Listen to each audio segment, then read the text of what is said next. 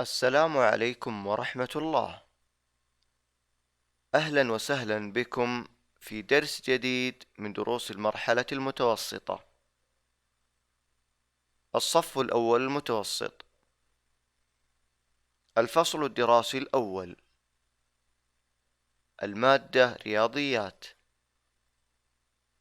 موضوع الدرس كتابة العبارات الجبرية والمعادلات، الجزء الثاني.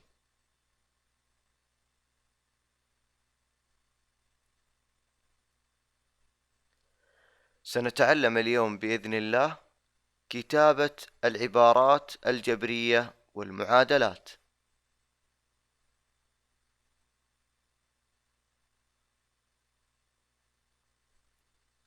الشرح: عادة ما تشير بعض الجمل والكلمات إلى عمليات حسابية تشمل عملية الجمع والطرح والضرب والقسمة، وفيما يلي بعض الأمثلة. فكلمة المجموع أو كلمة أكبر من وكلمة زاد بمقدار في المسألة تدل على استخدام عملية الجمع، وكلمة الفرق أو أقل من أو قل بمقدار تدل على استخدام عملية الطرح. وكذلك كلمة اضرب أو ناتج ضرب أو أضعاف أو أمثال فهي تدل على استخدام عملية الضرب. وكلمة اقسم أو ناتج قسمة أو جزء أو أجزاء تدل على استخدام عملية القسمة.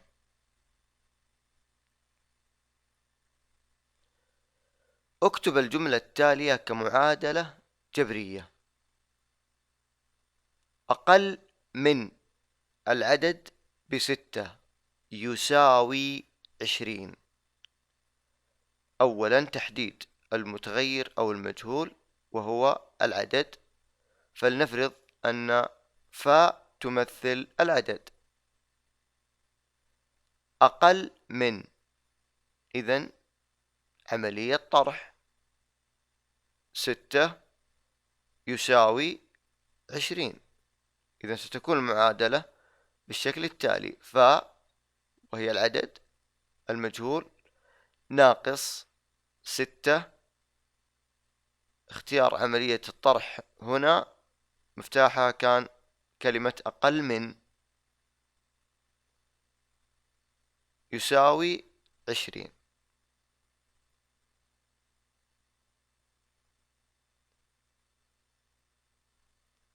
مثال: اكتب كل من الجملتين كمعادلة جبرية. الجملة الأولى: أكبر من العدد بمقدار 7 يساوي 15. اختيار المتغير وهو العدد، فلنفرض أن عين تمثل العدد. أكبر من، إذن عملية صحيح جمع، إذن عين زائد 7 يساوي 15.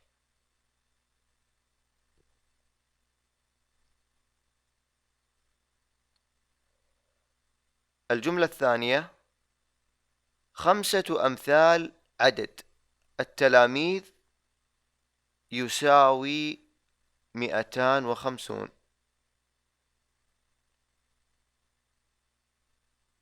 اختيار المتغير وهو عدد التلاميذ، فليكن عدد التلاميذ هو نون.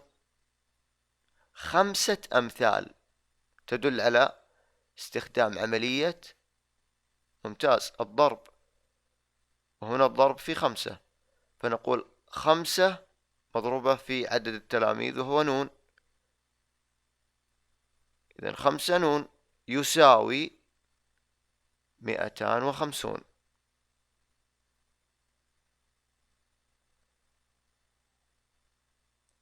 تقويم. اكتب كل جملة كمعادلة جبرية.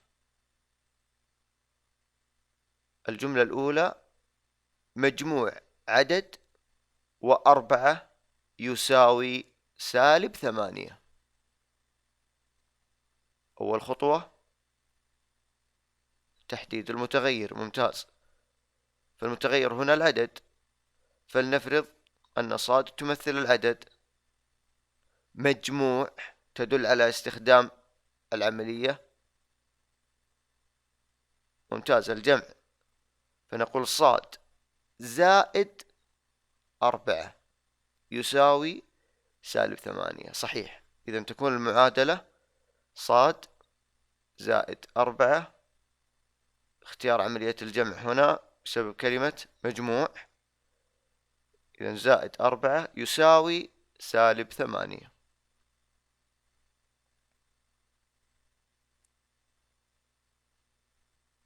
الجملة الثانية: حاصل ضرب عدد في 5 يساوي -20. تحديد المتغير أولا وهو العدد، فلنفرض أن ياء تمثل العدد. حاصل ضرب، من الواضح أن العملية هنا عملية ضرب في 5. إذن الياء مضروبة في 5 يساوي -20. إذن ستكون المعادلة بالشكل التالي: ياء ضرب 5 يساوي -20. تقويم. اكتب كل جملة كعبارة جبرية. لاحظ الفرق بين الأسئلة السابقة، كان المطلوب كتابة الجملة كمعادلة، وهنا كعبارة. الجملة الأولى: عمر أحمد مقسوما على 3. أول خطوة تحديد المتغير أو المجهول وهو عمر أحمد، فلنفرض أن س تمثل عمر أحمد مقسوما على 3. إذن عملية قسمة، فستكون العبارة بالشكل التالي: س قسمة 3.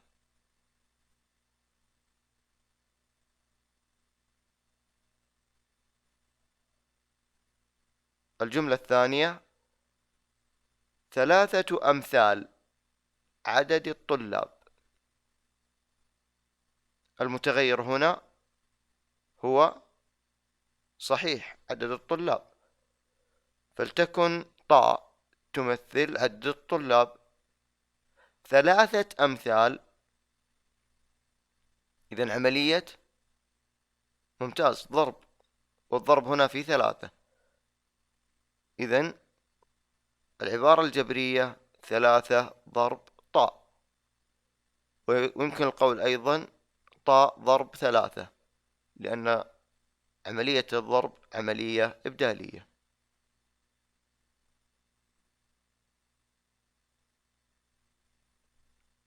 تقويم.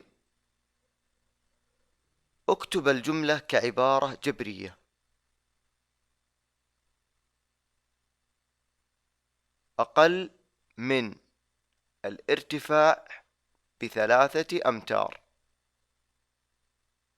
السؤال الثاني: اكتب الجملة التالية كمعادلة جبرية.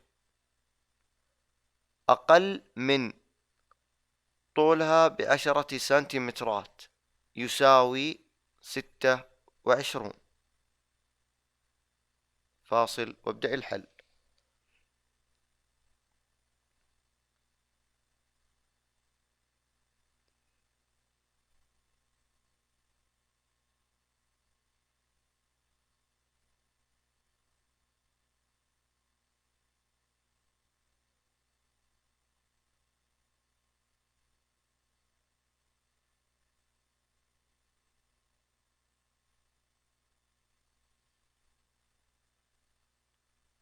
إذن ستكون الجملة الأولى المتغير فيها الارتفاع، فلتكن عين تمثل الارتفاع. أقل من، إذن عملية ممتاز طرح ب3 أمتار، إذن تكون العبارة عين ناقص 6. عملية طرح هنا بسبب كلمة أقل من. الجملة الثانية أقل من طولها ب10 سنتيمترات، إذن المتغير هنا هو الطول، فلنفرض أن س تمثل الطول. أقل من ممتاز هي عملية طرح، إذن س ناقص 10 يساوي 26. إذن ستكون المعادلة بهذا الشكل: س ناقص أيضا بكلمة أقل من 10 يساوي 26. لاحظ الفرق بين العبارة الجبرية عدم وجود علامة المساواة، هي عبارة جبرية، أما في المعادلة الجبرية لابد من وجود علامة المساواة.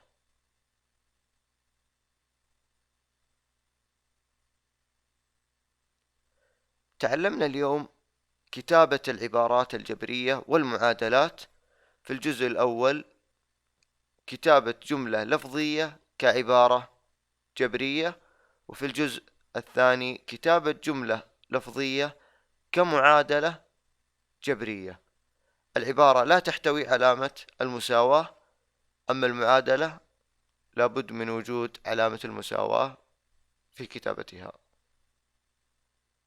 شاكر ومقدر لكم متابعتكم، وإلى اللقاء في دروس قادمة بإذن الله.